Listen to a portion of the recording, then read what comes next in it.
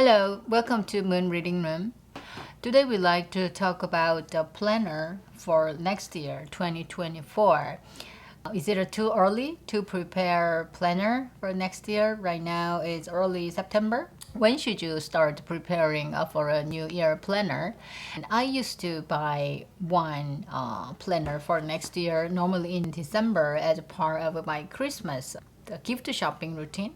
However, I recently stumbled upon planners on Amazon and decided to get a head start on my new year planning.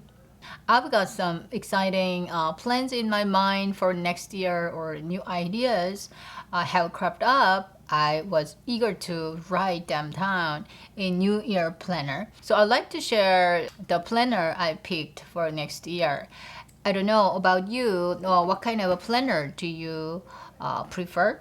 We know there are numerous brands and layouts of planners including monthly only and weekly and monthly or monthly, weekly, daily formats. Typically a daily planner, each day is allocated one page or 2 pages.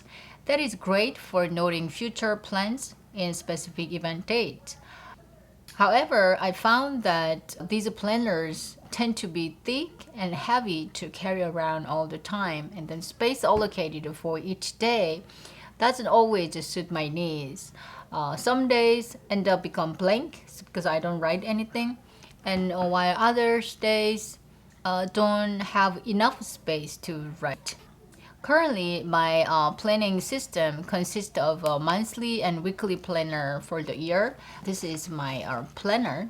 It has a monthly and a weekly layout, and as well as a journal book, which is this is a small book at this moment. Journal book normally doesn't have a date. A journal book is just a journal book. It can be no line, just blank pages, or simple lined pages. I carry both planner, monthly and weekly format for 1 year, and then a journal book. A journal book doesn't have any date, and then a simple lined or unlined book. And I use a journal book to jot down my thoughts and feelings.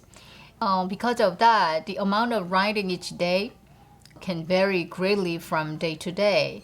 And some days I only use 1 page, while other days I write multiple pages. For this reason, daily planner, like 1 page per day type of a planner doesn't work for me. So I opt for a simple lined journal. And since my journal book lacks dates and predefined layouts for days, and then this is my journal book, as I mentioned before, it doesn't have any predefined date or no format at all. It's just blank pages or a lined, simple lined journal. I always need some kind of a planner for monthly and the weekly planning, real like planning purpose.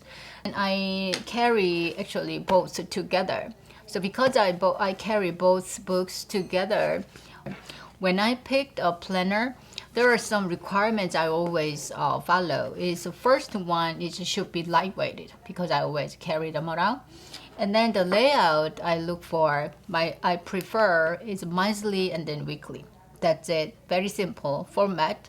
And then the primary purpose of this planner is to provide an overview of my monthly and the weekly plans. And I started searching on Amazon in early August, and most of the results were for planners covering September 23 to December 24. So essentially it covers a year and a half.